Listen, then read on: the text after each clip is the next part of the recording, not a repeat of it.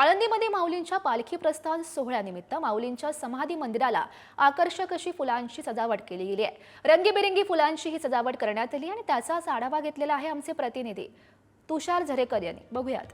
वेढा वेढा रे पंढरी, वेढा वेढा रे। मी सध्या अलंकापुरीत आहे आणि अलंकापुरीमध्ये लगबग सुरू आहे ती म्हणजे माऊलींच्या पालखी सोहळ्यातील प्रस्थान सोहळ्याची।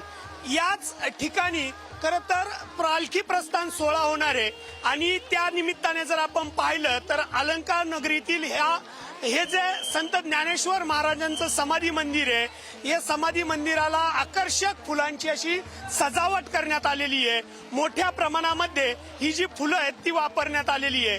सुमारे 50 कारागीर हे सजावट करण्यासाठी गेल्या 2 दिवसापासून झटत होती आणि ही सजावट पूर्ण केलेलं पाहायला मिळतंय।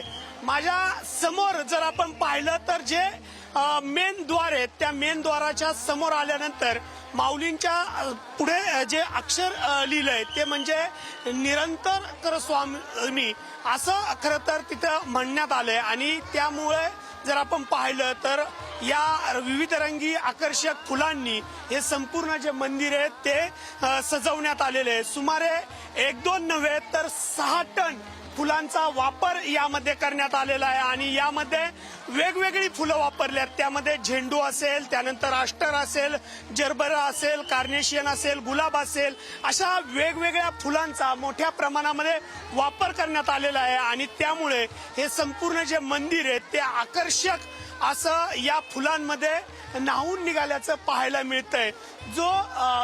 ही जी संपूर्ण ही सजावट आहे ही भक्तांकडून विनाविलंब करण्यात आलेली आहे आणि त्यामुळे या ठिकाणी मोठ्या प्रमाणामध्ये या सजावटीमुळे मंदिरालाही मोठा आकर्षकपणा आल्याचं पाहायला मिळतंय।